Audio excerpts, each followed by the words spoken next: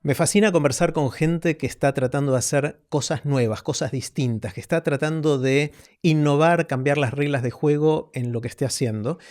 Y hoy voy a tener el lujo de conversar con Hernán Casiari, con quien ya conversamos, hacíamos la cuenta, hace 7 años, cuando estaba en otra etapa del desarrollo de Orsay, que es toda la movida que está haciendo para justamente tratar de cambiar las reglas de juego en muchas industrias de los consumos culturales. En general tratando de ver cómo hacer para que las cosas lleguen directo del creador a la persona que va a consumir ese consumo cultural. Esto es Aprender de Grandes, la mejor excusa que encontré para conversar con gente que admiro y así aprender durante toda la vida.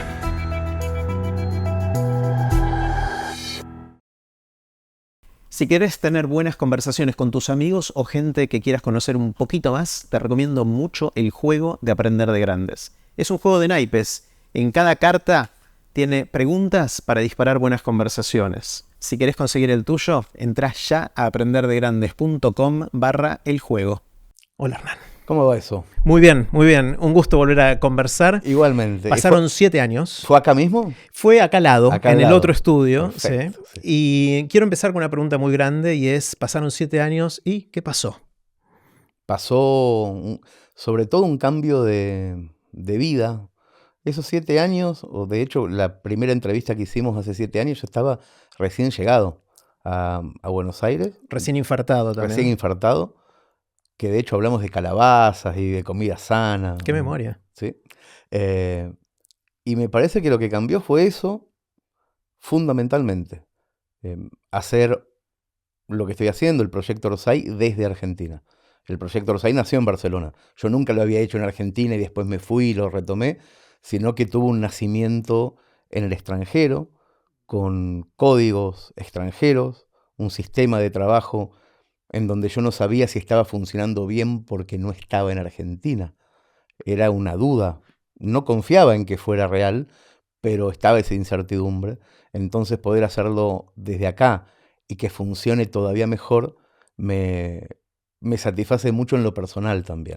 Pero inicialmente ese es el gran cambio, el cambio de lugar, que de hecho Orsay, que se llama posición adelantada o posición fuera de juego, estar en un lugar diferente, más parecido al sitio en que los jugadores de fútbol sí pueden hacer goles sin que le levanten la bandera, es muy motivador.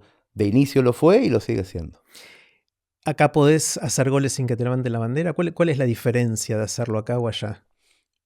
Yo tengo la sensación, y es muy personal también, de que nunca grité los goles estando allá. ¿Los goles de Argentina? No, ¿O los goles de la vida? Los goles míos. Tus goles. Trabajaba en lugares, tenía éxito en lo que hacía, funcionaba bien lo que hacía, pero no lo estaba haciendo para el público que a mí me interesaba.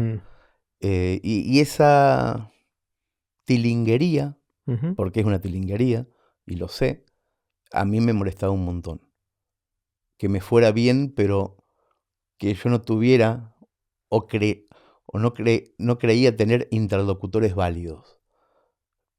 Lo que me festejaban no era la forma que a mí me gustaba que me festejaran lo que hacía. Es difícil de explicar, pero tiene una cierta lógica que se parece a cuando una persona está enamorada de vos y vos no. Se parece a eso. Está todo bien, es halagador, pero no sentís lo mismo. Claro, o sea, vos estabas, esa persona en ese caso era otro país, otra cultura, otra Exacto, forma, otra otro cultura. idioma inclusive. Sí. Yo trabajaba, por ejemplo, hacía unas columnas de radio semanales en el programa más escuchado de España, que se llamaba La Ventana, con Gemma Nierga, que es la periodista más importante de España, y hacía mi columna todos los martes, como la hago acá, del mismo modo. Y salía muy bien, y etcétera, pero No te movía, no me movía, no salía de ahí como salgo del programa de Andy, que salgo contento, lleno, satisfecho. No salía, nunca salía así. Y no es un problema de ellos, era un problema mío, sigue siéndolo.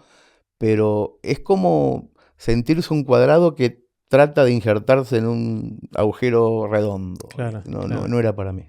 Hace 7 años me acuerdo que estaba tu regreso, estaba el infarto, estaba volver a insertarte acá.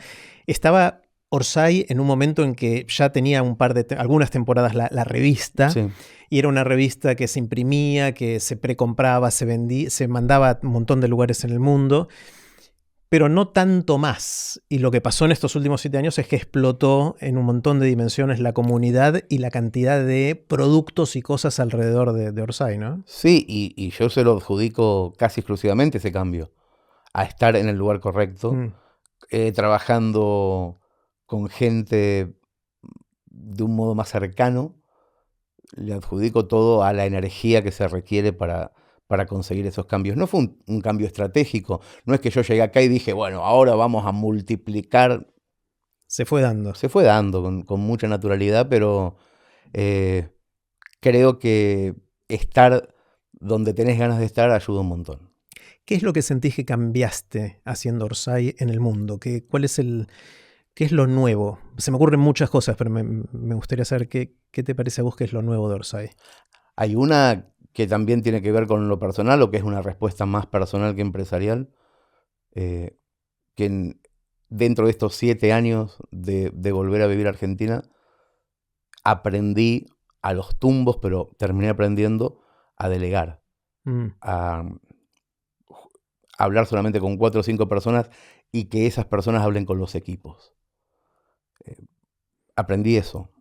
Más que aprendí eso, primero tuve la suerte de encontrarme con esas personas, que esas personas pudieran entender mi caos, porque soy muy caótico, que no me manden a cagar, sino que entiendan que es un caos que si lo mirás con cariño te devuelve una idea, ese caos que no es un caos porque sí.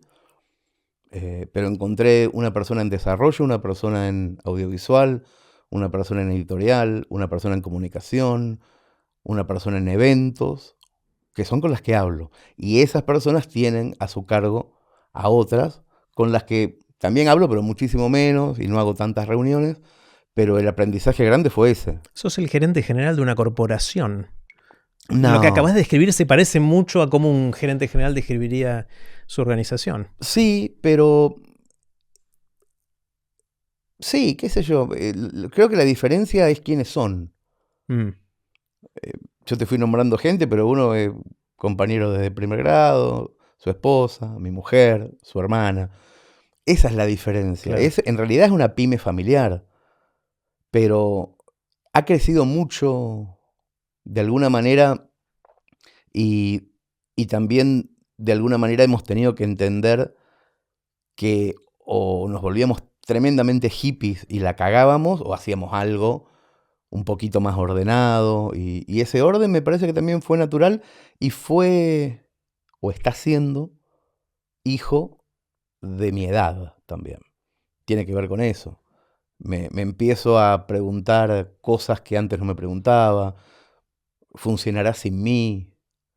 No porque tenga previsto morirme, sino porque quizá tenga previsto pescar. Dejar Más de hacer esto y tiempo. hacer otra cosa. Claro, estar más tiempo. De hecho, me fui a vivir a un lugar en donde estoy preparado para no estar en el medio del quilombo, sino para supervisar los quilombos. Cada vez que se me ocurre una idea, tirarla a ver si pica, pero no ponerme al hombro todo lo que hoy es Orsay independientemente de mí.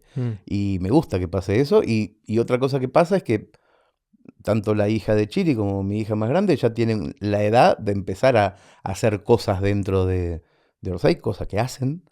Y eso está buenísimo también, porque empezás a decir, capaz que no ahora, pero hay gente de 25, de 27 trabajando muy fuerte, entendiendo mucho mejor el mundo. Y a mí me gustaría que Orsay no sea una cosa con olor a rancio, sino que sea una cosa que agarren los pibes y hagan desastres que yo no entienda. Me acuerdo 2010, 2011, cuando decías matar el intermediario casi como un mantra, ¿no? ¿Sigue siendo eso lo central de todo esto o no?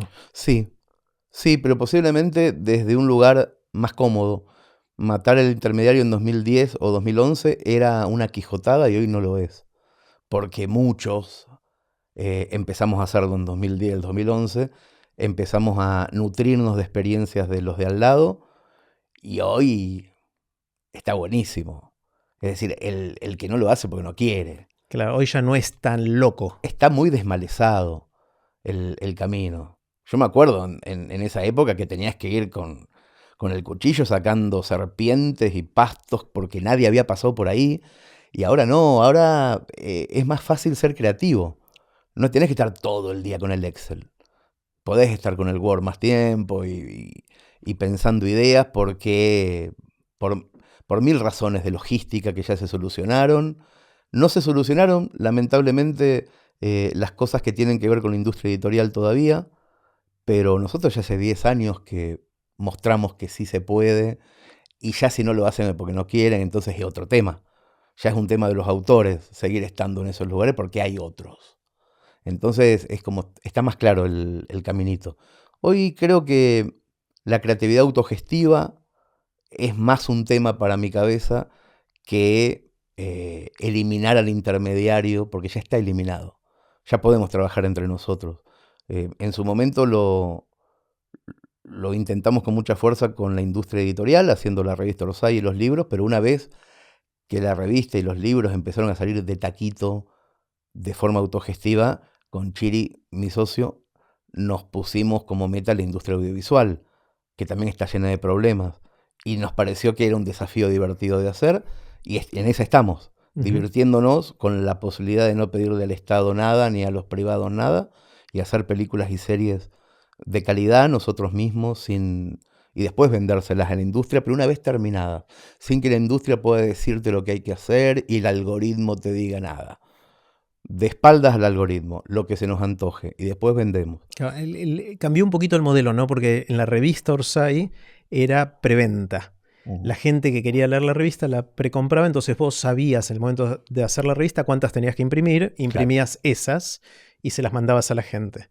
Entonces no corrías el riesgo económico porque sabías con cuánta plata contabas. Exacto. En el caso audiovisual fue más inversores, gente que compraba bonos, te daba vos la guita para poder hacer La Uruguaya o después otros proyectos audiovisuales, pero que eran tus socios productores que después iban a cobrar si le iba bien o le iba mal. Exactamente, es eso, es un socio productor que va a riesgo, pero que se divierte durante todo el año, y el riesgo que asume es menor, pequeñísimo, son $100, que es el valor de un bono, y durante un año haces un recorrido que vale mucho más que eso, pero al mismo tiempo ese dinero sigue siendo tuyo y lo vas a recuperar cuando se venda la película, cosa que pasó con el primer proyecto que financió casi 2.000 personas y que se vendió súper bien, y estamos con los siguientes en un camino que no tiene ripios, no encontramos fallos en la teoría que después pusimos en práctica. Y eso está muy bueno también, es muy entretenido. Lo que se viene este año tiene vueltitas de tuerca, ya como vamos sobre seguro, como siempre podemos sumarle más tiempo a lo creativo que a la logística, entonces funciona mejor. Me acuerdo cuando conversamos la vez pasada que había momentos en los cuales te costaba escribir, que era más difícil escribir. Ahora que estás pudiendo salirte de la gestión de esas minucias del día a día, ¿volvés a escribir? ¿O cómo está la parte creativa en todo esto? Sí, yo siento que mi creatividad sigue siendo la escritura, pero posiblemente no la tradicionalmente llamada de ficción, sentar el culo a escribir un cuento. Yo me levanto a la mañana y escribo todo el tiempo, pero estoy escribiendo maneras de convocar gente. ¿Escribís emails? Escribo difusión, pero que al mismo tiempo, si vos ves jueves a jueves las cosas que he escrito, y las ves 4 o 5 años después, es la novela de cómo se hace una película, la novela de cómo se hace una revista sin publicidad. Son ideas creativas, no es que de repente me dediqué a la cerrajería. Sigo trabajando en la comunicación, solo que no escribiendo cuentos, porque me da la impresión hoy, con las cosas que hago, que es como silbar. Estoy haciendo una sinfonía, no quiero silbar. Un cuento es la mínima expresión de algo. Ahora igual inventé un sistema que me gusta mucho, pero realmente mucho. Les propuse a los chicos de la radio ir los viernes muy temprano que el oyente me tire un tópico, un tema, y tener 1 hora 40 para volver a las 12 con un cuento. Lo que yo no quiero es estar pensando un cuento toda la semana, no tengo más tiempo para eso. Pero ese desafío de contrarreloj, que lo empecé a hacer hace un tiempito, lo que me divierte. ¿Y Es te poder sale bien? volver. ¿Te sentís orgulloso del producto de Me, 1 hora 40? me siento, ¿cómo decirlo? Es más, no es orgulloso, es mejor. Siento una enorme diversión en esa 1 hora 40. Mira. Una enorme, la vieja diversión. Aquella diversión del 2002, que vos sabías que había 25 personas en el blog esperando algo, y que vos escribías y que tenías el contrarreloj de lunes, miércoles y viernes. Esa primera sensación de Más respeto que soy tu madre, O de Leticia era de la otra. Leticia Ortiz, de Juan Damaso Vidente, esas pelotudeces que uno hacía muy al principio, pero que había, por la novedad, una enorme adrenalina. Yo esa adrenalina un poco la fui trocando en cosas cada vez más grandes para que siga siendo adrenalina. Y claro, ahora la adrenalina mía es ver si conseguimos $2 millones a tiempo. Es otra. Pero poder volver, aunque sea un ratito, los viernes a la mañana. Me alquilo un Airbnb al ladito de la radio. Salgo de la apertura a las 10 y tengo que volver a las 12 como un periodista del siglo XX. Tenés que volver con algo, con 9 minutos entretenidos, interesantes, divertidos, conmovedores. Tenés que volver con el mamut, porque te están pidiendo la comida. Bueno, eso es maravilloso y es como volver a la fuente sin perder todo lo demás. Pero no me podría sentar a escribir un cuento si no fuera con esas pequeñas reglas de juego que me permiten algo impulsivo, rápido, veloz, con frutos que son los comentarios de los oyentes, que se emocionan y lloran, que te putean, no pude, o sea, iba en el auto y tuve que parar. Ese halago chiquito que tiene el cuento ocurre todo un viernes y me saco de encima esa pequeña necesidad y arranco el sábado ya con otra cosa y hasta el siguiente viernes no me acuerdo. Está buenísimo. Es muy divertido. Está bueno, está bueno. El gran cambio de la revista Orsay fue que los autores recibían el pago directamente, no tenían que pelearse con nadie para cobrar, no había intermediarios en ningún sentido de la palabra. En el caso del audiovisual, empezando con la uruguaya y después con los otros proyectos, ¿qué es lo que te permite el financiamiento hacer que no podrías hacer sin este modelo? Es decir, si hubieses caído en las reglas tradicionales del mundo audiovisual, ¿qué hubieses sacrificado respecto a lo que pudiste hacer en la uruguaya, por ejemplo? Principalmente que no se meta el de guita, que no se meta en lo estético el millonario. El que te banca la película. El que banca, que de hecho es el gran problema general de casi todas las ideas culturales que uno quiere desarrollar. O sea, que no se meta el que te da la guita, porque lo necesitamos para que te dé la guita, no para que te diga un día cuando estás en mitad del rodaje, che, yo tengo una rubia que es amante mía, que dice, ponela. Y la tenés que poner a la rubia en la película, porque es el gordo que llegó con la plata, el que te lo está pidiendo. No le podés decir que no, porque es el inversor. Lo mismo que el dueño de una radio, lo mismo que el dueño de un medio, lo mismo que el que pone la plata, o el Estado, que te dice, bueno, te vamos a financiar esto, hasta que el Estado quiere o hasta que cambia un funcionario. Es el gran problema que hubo siempre. El gran problema que tuvimos nosotros como espectadores, como oyentes, como lectores. A nosotros siempre nos pasó con Chiri que todas las revistas que más nos gustaron en los 80 y los 90 fracasaron en un punto. Nosotros cada 15 días en Mercedes las íbamos a comprar al kiosco, la esperábamos con ganas. Y un día llegaba y el editorial decía, hoy es el último, querido amigo, es la última edición porque no hay publicidad, la publicidad se fue. El Estado ya no nos paga, lo que sea, lo que se te ocurra. Siempre un papá que dice, apaguen la luz, no se puede jugar más. Siempre, siempre, en todos los casos. Así funcionó siempre. Y ahora no puede ser que los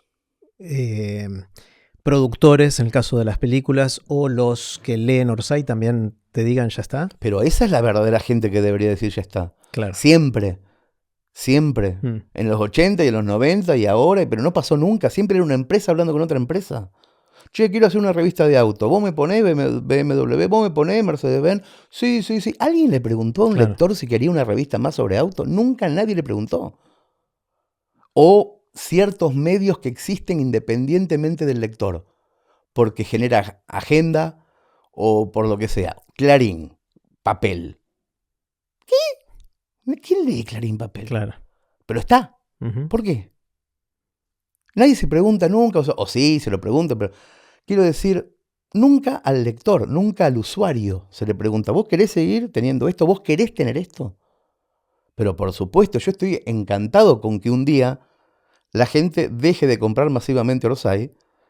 Piolín en bolsa, nos vamos a casa. Esa es la idea. O que nosotros nos cansemos. Pero tiene que ser el autor o el lector el que se canse. No los de plata. Otra cosa que noto que está pasando mirando desde afuera Orsay es que también es una usina de explosión creativa de los autores en general. Ahora hacen concursos, entiendo, para que la gente mande sus textos y ustedes hagan una curaduría de eso y les den salida. Sí. ¿Eso también funciona mejor de esta manera? Al tener una enorme comunidad fervorosa, muy lectora o muy curiosa, ya a esta altura hay que decir muy oyente, más que muy lectora, porque es lo mismo. La cantidad de historias de ficción que estamos escuchando y de no ficción es alucinante. Hay mucha gente queriendo participar y un poco harta de que le den siempre lo mismo. Y entonces la búsqueda de talentos no es solamente nuestra, es de todos. Un concurso de narrativa del modo en que lo proponemos nosotros, en donde no hay 3 jurados que no sabes qué onda y una novela que gana porque tiene que ganar, sino que realmente hay 50.000 personas que leen lo que pueden, que van poniendo likes, que son como fichas que van subiendo, un sistema a lo Menéame, ¿te acordás de esa vieja web? Un sistema de likes que va subiendo y va poniendo por encima lo más votado, sobre cuento, novela, obra de teatro breve, largometraje, cortometraje y crónica narrativa. 8 categorías. Es alucinante la cantidad de gente que manda cosas y lo que nos está nutriendo a buscar nuevos talentos de verdad. Gente que están ahí y nadie los está viendo y que de repente puede ocurrir. Hay gente que está como para publicar. Hay mucha gente que nunca va a publicar, pero que hace el esfuerzo y manda igual. Y hay un grupo que estamos descubriendo ahora que está para que un editor trabaje con ellos, para hacer una clínica, tienen el potencial, le falta un poco la técnica, pero pueden salir maravillosas literaturas de ahí. Bueno, hay de todo y estamos trabajando, pero con gusto y siempre de una manera orgánica. Empezamos porque necesitábamos. Encontramos maneras de hacer cosas porque se nos van de las manos los volúmenes. Hay cada vez más gente interesada en el proyecto. ¿Qué te da miedo? ¿Cuáles son los fantasmas de todo esto? ¿Qué puede salir mal? Yo creo que pueden salir mal algunas cosas de muchas que hacemos, o que salen mal. No es que pueden salir mal. Pero la marea es lo que importa. Yo no estoy pensando casi nunca en que nada salga mal, sino en que siga siendo divertido. A veces pienso, esto va a ser muy divertido y no es tan divertido para el otro. Digo, qué cagada. Bueno, alguna cosa estaré haciendo mal. Habrá que repensarlo. Después sale a los 6 meses con otro vestido y funciona perfecto. Pero no le tengo miedo al fracaso, sino más bien al aburrimiento.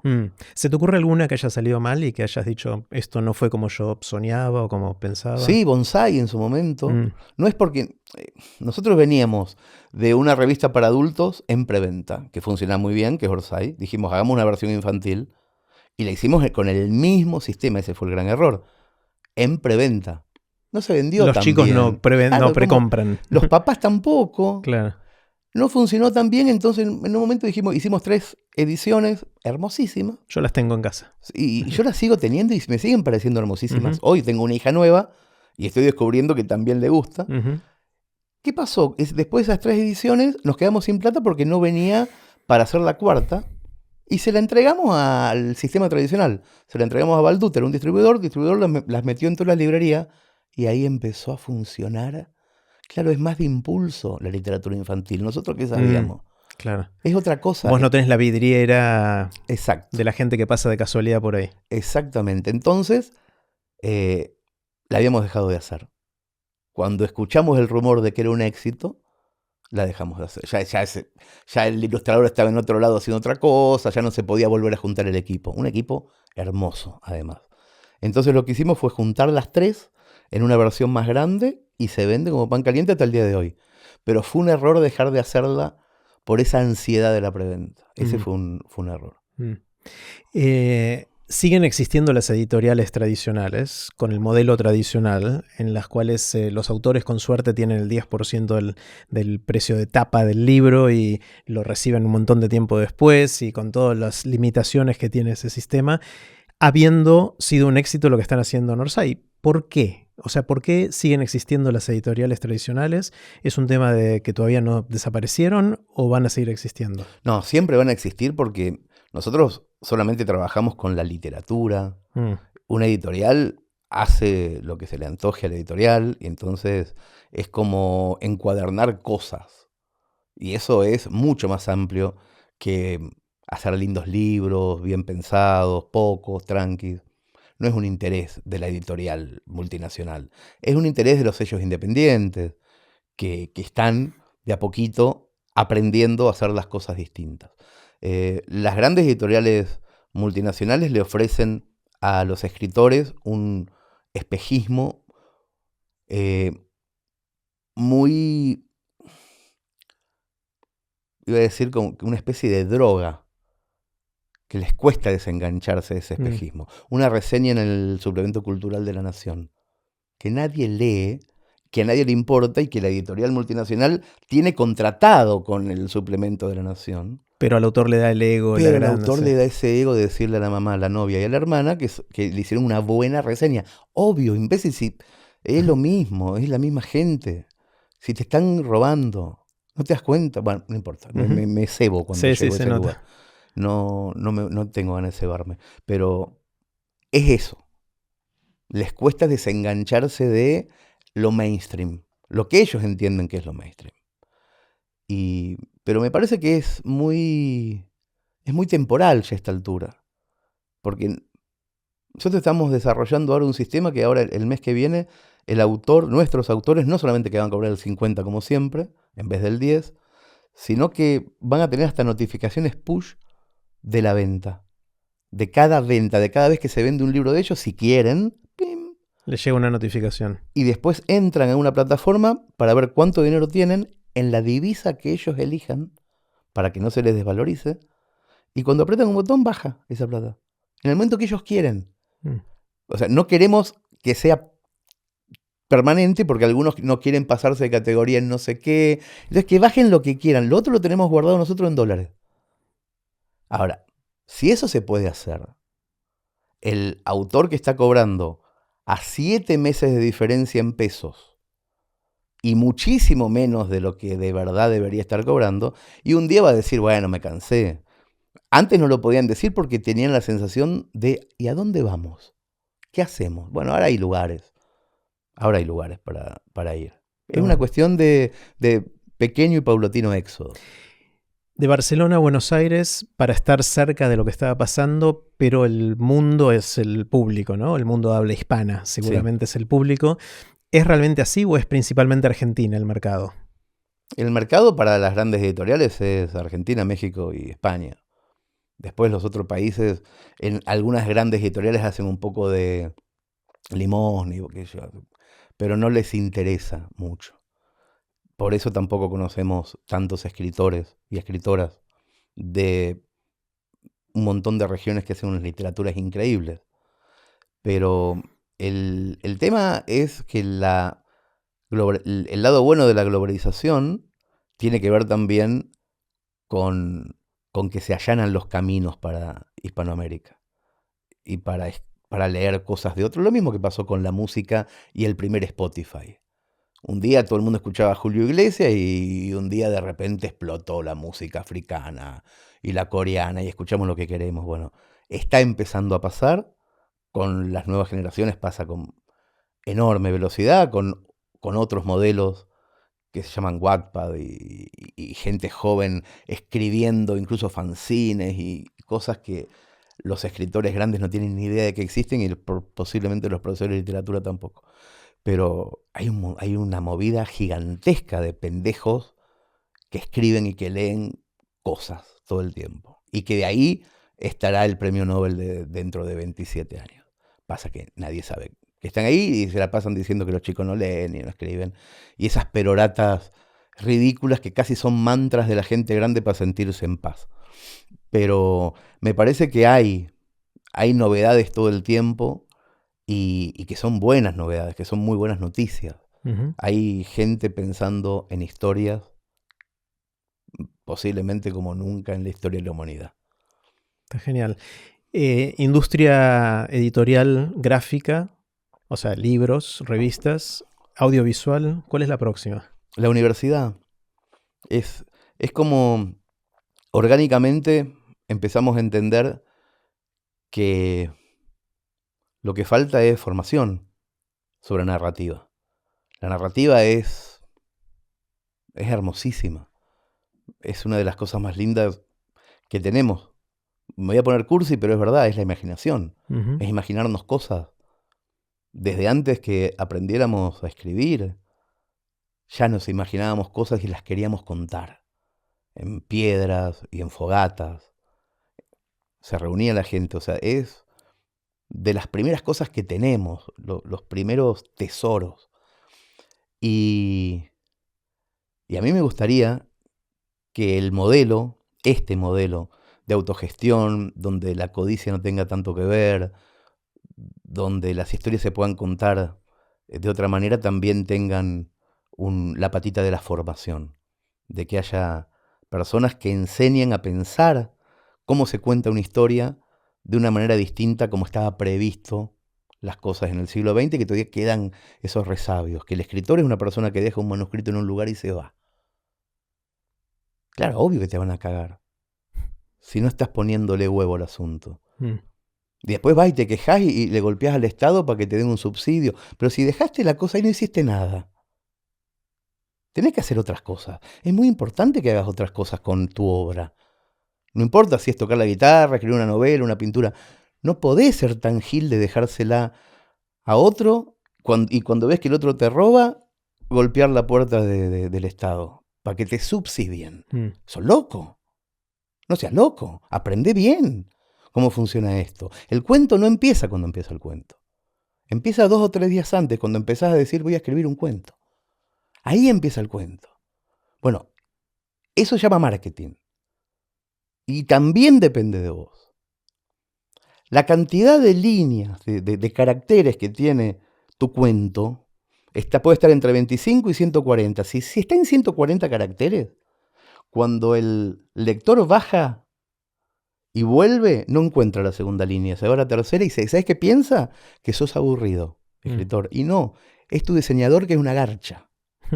Vos no, capaz que no sos aburrido, pero van a decir que sos aburrido. Entonces, encárgate de poner un buen diseñador. Todo eso es tu cuento. No te pienses que lo único que hiciste era haberlo escrito y de haberlo dejado. Tu cuento es todo lo que pasa alrededor de tu cuento. Bueno, no hay una universidad que te explique los pasos reales de qué cosa es escribir un cuento. El símbolo es mucho más que eso. Y queremos hacer eso.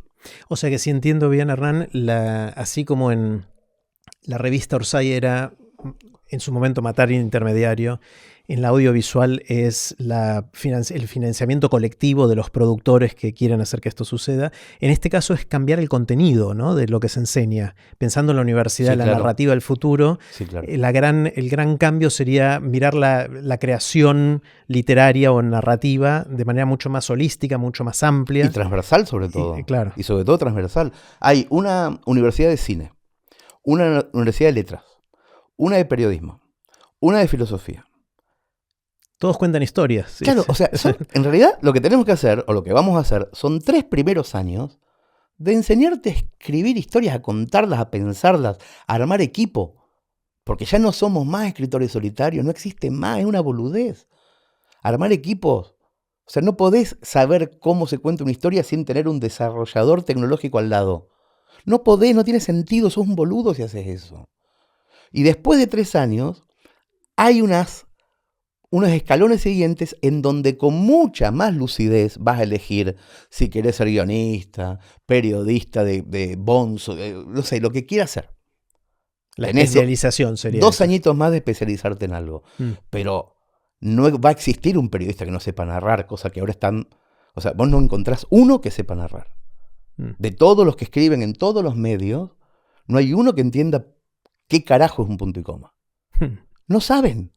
Y no saben, y hay otras muchas cosas que no saben.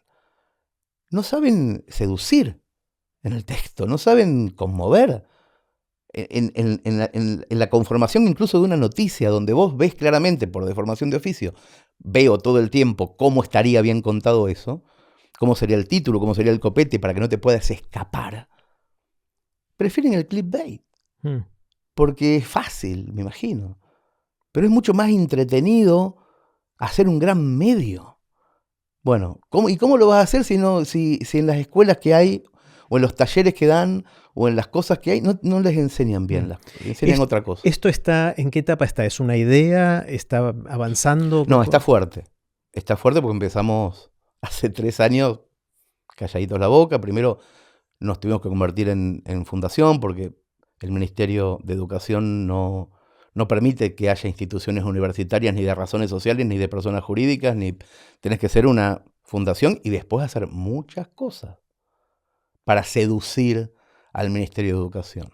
Necesitas que el Ministerio de Educación te ponga un sello que diga... Claro, no, es una universidad en serio, no es un taller, ni una diplomatura. Es una universidad con títulos oficiales. Sí, sí, es una universidad con campus y en un lugar físico de muchas hectáreas y bueno, estamos trabajando fuerte. ¿Ya saben dónde va a estar? Sí, en Mercedes. ¿En Mercedes? Sí. Y es presencial, con lo cual la gente se tiene que mudar a Mercedes. No, nuestra idea es que el certificado nos lo den el 27 de febrero de 2025. Certificado significa podés empezar a dar clases. Sí. Y en ese momento del mundo, la presencialidad y la virtualidad van a ser una sola cosa. Nosotros estamos preparando una universidad muy de estos tiempos, en donde el que quiera ir va a tener un lugar, incluso quedarse a dormir, como los campus de las películas, pero que también puedes estar en Jujuy o en Nueva Zelanda y estar del mismo modo.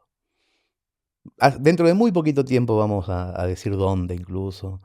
¿Tiene nombre? ¿Se llama Universidad Orsay? Universidad Narrativa Orsay, sí. Es de narrativa. De narrativa. Sí. Está bueno. Eso, o sea, la narrativa es lo que corta todo lo que haces, eso es lo que unifica, es el paraguas. Claro, es la única cosa que no se negocia. O sea, jamás me vas a ver hacer algo que no tenga que ver con eso. Con contar historias. Y Orsay, como universidad, no va a hacer nada nunca que no tenga que ver con la narrativa. Por ejemplo, la música sin letra no es lo nuestro. La letra de la música sí, pero no vamos a enseñar violín. Bien. Bueno, hoy estamos grabando esto un 16 de marzo, que es tu cumple, sí. Y por eso la presencia de la torta acá. Así hasta soplé una velita. Soplaste una velita antes de empezar a grabar. Sí. Vamos a comer la torta y seguimos conversando. ¿Sí? Eso. Está buenísimo, Hernán, lo de la Universidad de la Universidad Narrativa Orsay, ¿cómo se llama? Universidad de Narrativa Orsay. Es casi un legado, ¿no? ¿Que estás pensando o no? Me dio mucho la sensación casi en tu lenguaje corporal, como me lo contabas. Sí, es poder llevar a la máxima expresión la frase un blog puede convertirse en cualquier cosa. De hecho, la idea de que el 27 de febrero del 2025 ocurra es porque el 27 de febrero de 21 años antes empezó el blog. Es como decirle, bueno, tiene 21 años, el blog ya es mayor de edad. Ya merece ir a la universidad. Está buenísimo. Esa es la idea. O sea, es un juguete y como juguete sí es un juguete parecido a un legado. A dejar algo en la ciudad, en mi ciudad. Claro, y es volver a casa, ¿no? Después de una vuelta muy larga. Absolutamente. Es eso. Es puntualmente el volver al lugar que me dio los escenarios propicios para poder escribir. Y dejar ahí una universidad de narrativa nuevita y tomarse el palo. después, sí. ¿Qué hace falta para ser profe de esa universidad? Nada, saber contar muy bien y explicar muy bien lo que hay que explicar para que las cosas ocurran. El tema de la pregunta es, ¿profes de qué? Claro. Más que qué ¿Cómo hace se arma falta. la currícula de esto? Claro, ¿no? Sí. porque la cantidad de cosas nuevas que hay que contar para que un chico que sale de la secundaria descubra la maravillosa posibilidad que significa narrar. Narrar para un videojuego, narrar para un político, narrar para un libro o para una película. Narrar. O narrar para levantarse una mina. O sea, narrar, saber contar bien las cosas. Para ordenarlas en tu cabeza incluso, antes de soltarlas. Es muy atrapante, es muy divertido, pero tengo la sensación de que los modos en que hoy se está contando eso son superficiales, son de corto alcance. Estas cosas llamadas storytelling, es poco. Tiene poco vuelo. Sí, no va a lo profundo y termina siendo como un desahogo, una terapia para mucha gente, pero no tiene que ver realmente con el viejo y hermoso oficio de narrar. Y hoy hay mucha salida laboral para ese viejo oficio, pero tenés que estar preparado y musculoso y con armas nobles y genuinas para desarrollarlo. Y en parte tiene que ver con cada vez tiempo más cortito que tenemos de atención y de las redes sociales y de los 280 caracteres o los 30 segundos o 60 segundos de video. ¿Tiene que ver con eso? Una cosa que siempre me llama la atención de Orsay es que es formato largo.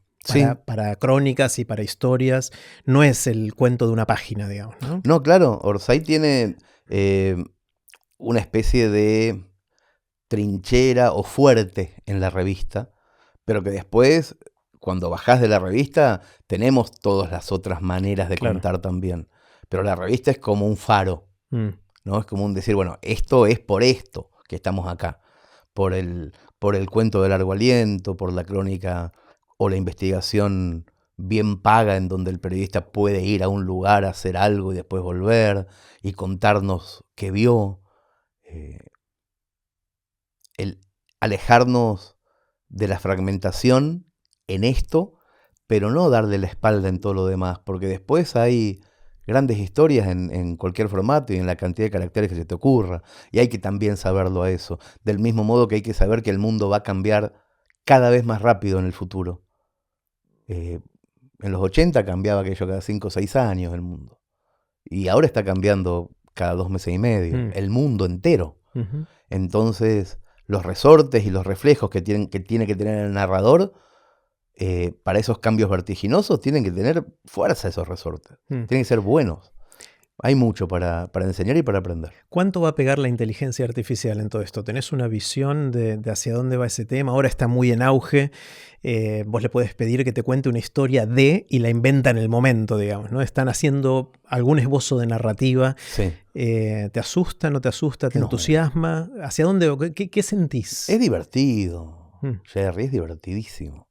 Es un lápiz nuevo. O sea, siempre todo es un lápiz nuevo. Cada cosa es un lápiz nuevo. Fíjate que cuando no existía la imprenta, los viejos memorizaban. Y cuando apareció la imprenta, esos viejos estaban como asustadísimos. Nos quedamos sin laburo. No por eso. Pensaban que sus hijos iban a ser tontos. Porque no iban a tener la necesidad de memorizar. Ahora que con esto coso que vos lo tenés acá siempre, que no te lo vas a acordar nunca por tu propia manera. No quiero que estés con libros, decía el viejo. Toda cosa nueva nos mejora. Al principio nos asusta. Porque claro, entonces los chicos van a hacer los deberes con el chat PTG, dice una vieja. No, y entonces ahora las canciones no las voy a hacer yo, dice un cantante. No va a pasar nada malo, nada malo. Van a pasar cosas divertidas, pero los resortes del cambio, la manera en que nosotros manejemos el cambio, va a tener que ver con nuestro talento, con nuestra perseverancia y con nuestros reflejos, como siempre, como toda la vida. Capaz que ahora los cuentos no se hacen escribiendo los cuentos, sino generando mejores consignas. Claro. Ahora, vamos a tener que ser muy buenos generando consignas para hacer los mejores que propongamos esos cuentos que la inteligencia artificial produzca. Ponele, por decirte algo muy simbólico y para que se entienda rápidamente, es mucho más complejo que eso y ni nos vamos a dar cuenta que ocurra, cuando ocurra. Pero todo lo que viene, todo lo nuevo, es mejor. Necesariamente es mejor. Y siempre, siempre vamos a llegar a una edad en donde no lo entendamos. Y vamos a ser esos viejos que antes nos daban risa.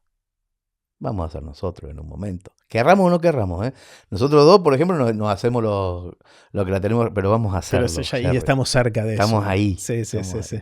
Resistiéndonos, arañando para no caernos del mapa. Sí, pero no poniéndonos aritos a lo Rolando Hangling. Otra manera, o sea, tratando de entender en serio el futuro. Pero, qué sé yo, seguramente llegará un momento en donde sea raro todo y nos parezca raro. Quiero hacerte preguntas cortitas. Te hice preguntas parecidas hace 7 años, pero a propósito no las volví a escuchar. Yo tampoco. Genial. Así que no hace falta que resistamos el archivo, obviamente. ¿Qué es peor? ¿Decir lo mismo o decir otra cosa? Sabes que no sé, creo que Borges decía eso, perdón que no tuve tiempo para cambiar de opinión, ¿no? Claro, ¿qué será entrevista. Después sí voy a hacer el esfuerzo de ver. Después hacemos y jugamos. Sí. Primera pregunta, viaje en el tiempo. Suponete que Chiri tenía un trabajo secreto, no te contó nada, pero también era un investigador científico y resulta que inventó la máquina del tiempo, el sueño del pibe. Sí. Y te dice, Hernán, te voy a dejar que uses la máquina del tiempo una sola vez, podés ir a donde quieras y a cuando quieras. Estás un ratito ahí y después volvés al aquí y a la hora. ¿Irías al futuro o al pasado? Al futuro, sin duda. No sé, ¿me hiciste esta pregunta realmente? Creo que te la hice, sí. Iría al futuro, pero sin duda porque una de las cosas que me generan frustración respecto a la muerte es no saber un poco más de cómo vamos a ser. ¿Te da curiosidad? Me da curiosidad. Sí, sobre años en los que obviamente no voy a estar, tipo el 3000. ¿Irías al 3000? Sí, un rato, 10 minutos. Sí. A ver qué pasa y vuelvo y ya está. Mi miedo del 3000 es que no se entienda nada lo que está pasando. Es lo más probable. O sea, a mí, pensando en el futuro, me parece que 100 años ya es una locura. 1000 años ya no vamos a entender nada, ¿no? Entonces, bueno, 2150. Ahí está, negociemos. 2150. Bueno, me dio miedo. Sí. Y ojalá estemos vivos todavía. Claro, ojalá haya algo. Ojalá haya alguien contando un cuento. Sí, bueno, eso seguramente va a estar. Creo que de alguna manera va a estar. Hernán, ¿qué sabes hoy que no sabías cuando estabas empezando en Mercedes? Digamos, para poner un ancla geográfica y temporal que te hubiese gustado saber y que ahora, si tuvieras la oportunidad de hablarle al Hernán de 15 o 20 años, le podrías decir, ¿qué le dirías? Que nada es tan importante. Que absolutamente nada, pero en todos los sentidos es tan importante. Que no hay que quedarse en la solemnidad. Eso, sin duda, ¿eh? Es lo que diría realmente. ¿Te hacías mucho drama por esas cosas de más chico, no? Me hacía drama, me hago drama por cosas que sé después que no tenían tanta importancia. Entonces, desde el hoy iría a decir, ninguna era tan importante. Por ejemplo, ¿cuál? ¿Te acordás de alguna que te haya mortificado? Amores, ser gordo, lo que se te ocurra. O sea, Racing en la B, lo que quieras. Bueno, ahí hay algunas que sí. No, es que nada es importante de verdad después. ¿Qué pensás distinto a lo que piensa tu entorno? Tu entorno puede ser más chiquito, más grande o todo el mundo. ¿En qué pensás distinto? Casi todo. Me cuesta mucho lo preestablecido en general. Mucho. Me la paso diciendo, ahora ya no tanto. Porque como funciona lo que hago, ya medio que me respetan. Pero al principio, ¿por qué es así? Al contador sobre todo, a la escribana, al abogado, a los que tenían que hacer cosas para mí al principio. Ahora ya encontré los correctos, pero cuando no los encontraba, que venían todos como diciendo, no, por acá no. Eso no se puede. Por acá no. ¿Pero por qué? No saben. Generalmente no saben. Es como el experimento este de los monos y la banana en la escalera. Porque siempre se hizo así. Porque siempre se hizo así, no se lo preguntaron. Entonces, en un montón de cosas, de hecho trabajo de eso, busco los por qué y cuando no los encuentro, me pongo contento, como digo, entonces se puede por acá. Generalmente en esas cosas, más que en otras, en aquellas que ya están masticadas y deglutidas y nadie supo por qué.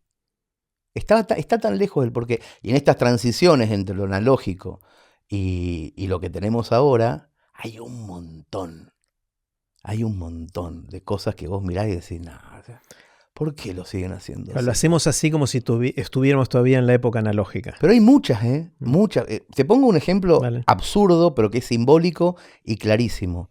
La cantidad de tiempo que los mandatarios, cuando viene un presidente de otro país a se dan la mano, son ese tiempo que están así.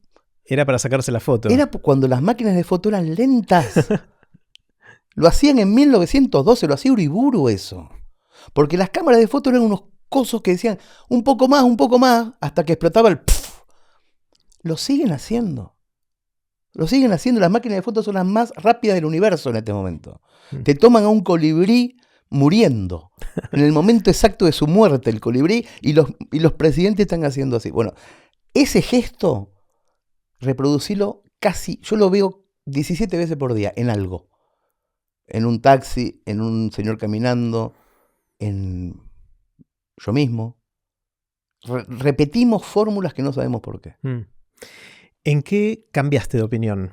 ¿Qué venías pensando que era para ahí y en realidad es para allá? En los últimos años, respecto al feminismo, o lo que se entiende como feminismo, que en realidad no... ¿Viste cuando no podés creer algo? Cuando hay algo que decís, no, ¿esto yo lo viví así?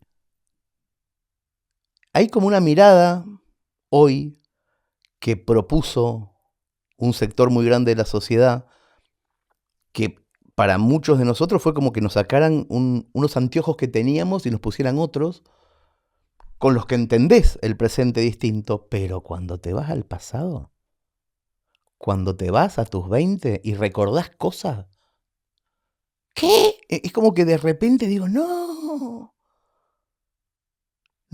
¿Por ejemplo, con qué? Todo.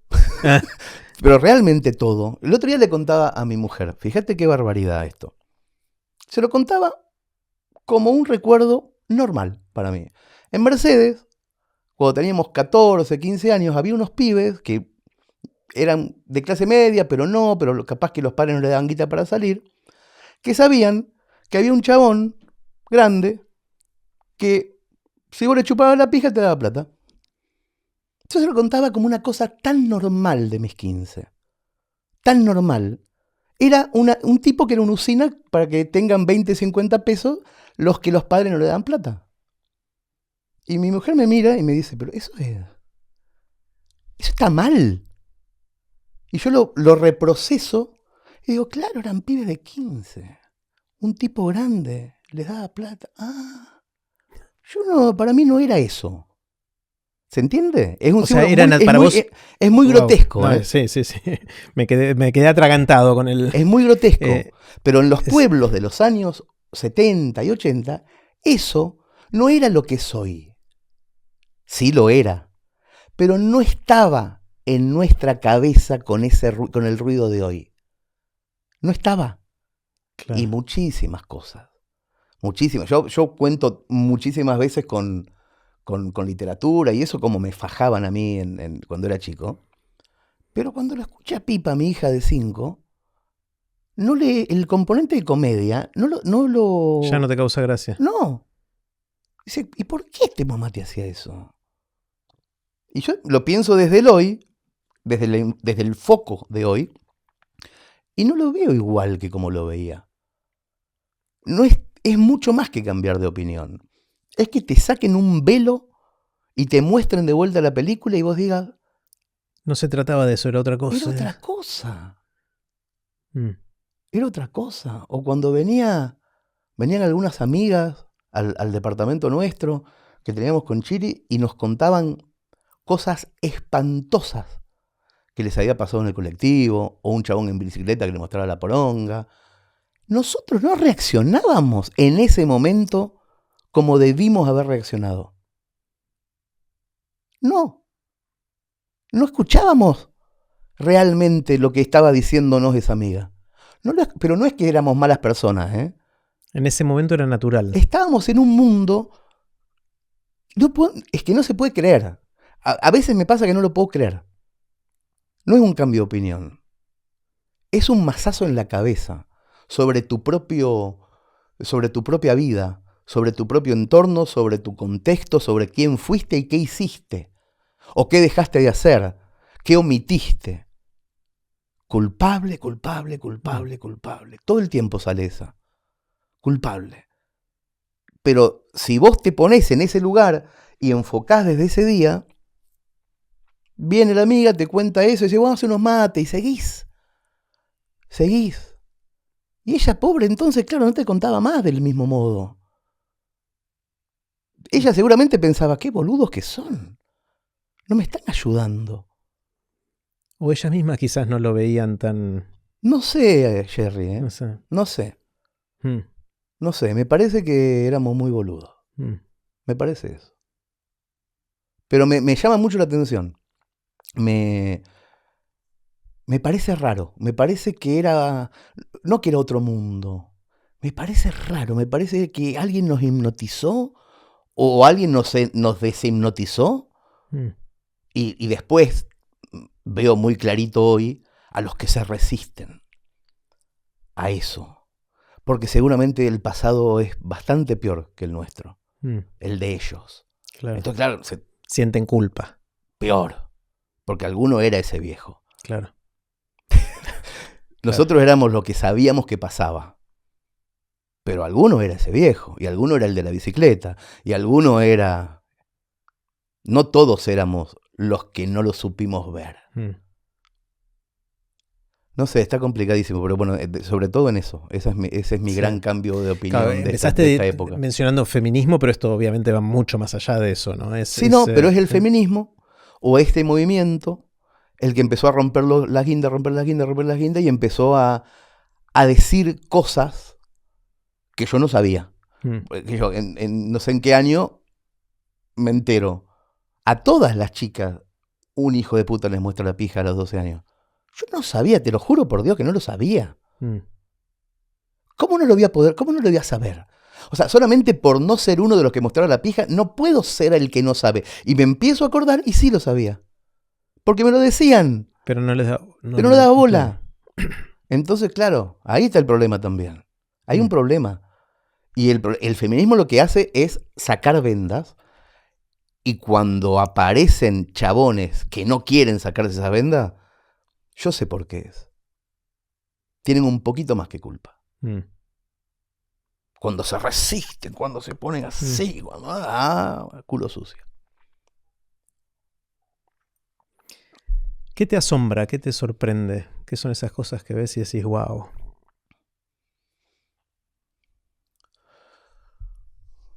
En lo social me sorprendió mucho el comportamiento pandémico de la humanidad.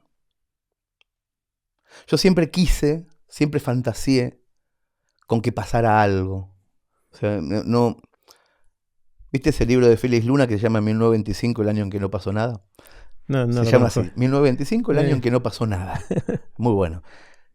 Y después te encontrás, o por lo menos a mí me pasa, encontrarme con gente en la historia, en la Wikipedia, que vivió una vida en donde no pasaron grandes cosas en esos 75 promedio, 80 años.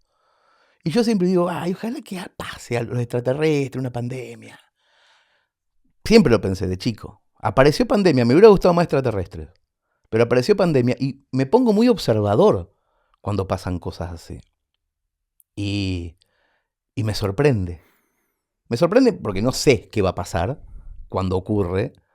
Pero yo me pasé la pandemia con pochoclo, viendo qué onda, más allá de los desastres. Bueno, entendemos el costo social, etcétera. Pero estoy hablando de sorpresas.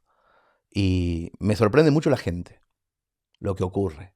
Con el que se encierra mucho, con el que se desencierra rápido, con el que se queja del que se encerraba, con el que putea al que se desencierra. Me encanta el quilombo, el conventillo global.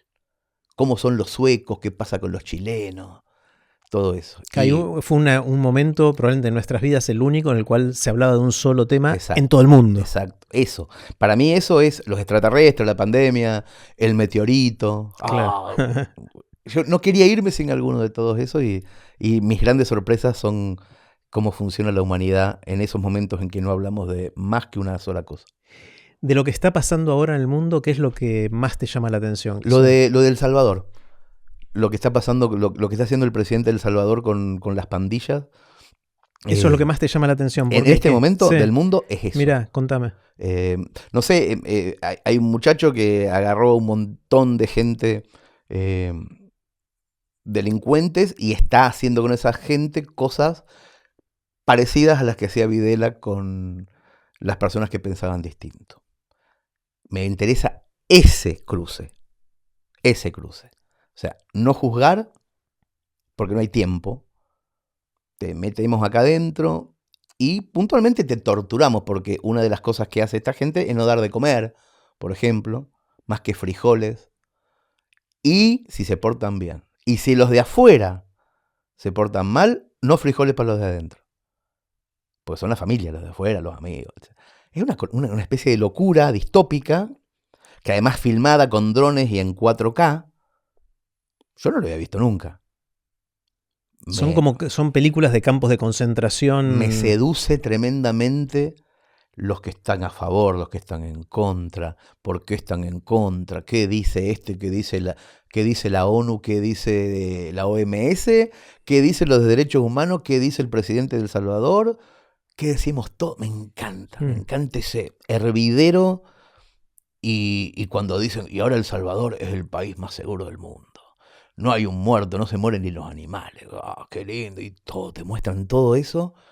Y acá está Patricia Bullrich y allá está Bolsonaro diciendo me gusta todo, me gusta todo, me parece todo muy divertido. Me encanta.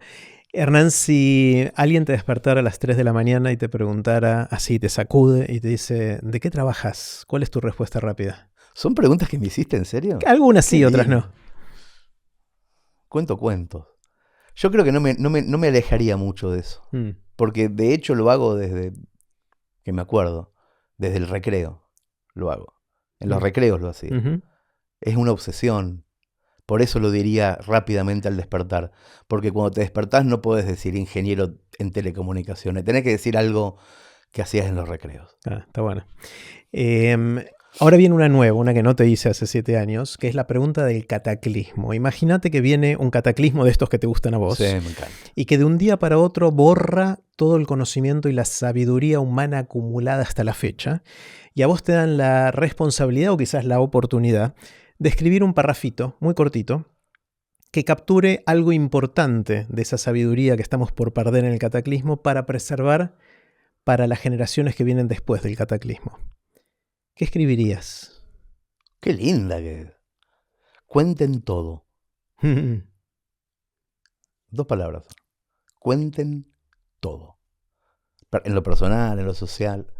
No se queden con nada. Cuenten todo. No pondría todo este contexto. Diría solamente cuenten todo. Son 7 más 4, 11 letras. Me encanta. Creo que tenemos que cerrar ahí. Me encantó. Bueno, no esperemos 7 años para la próxima. Che, la tengo que ver en serio la otra. Sí, vamos a era escuchar, porque esa estaba solo en audio, todavía no filmábamos. Es verdad. Yo también la voy a volver a escuchar y voy a ver qué pasó en estos 7 años comparando las dos. Perfecto. Y bueno, cuando abramos la universidad, ahí estaremos en Mercedes para festejar. Tenemos que hacer cosas con la universidad. Buenísimo. Espectacular. Bueno, gracias, Hernán. Gracias, Jerry.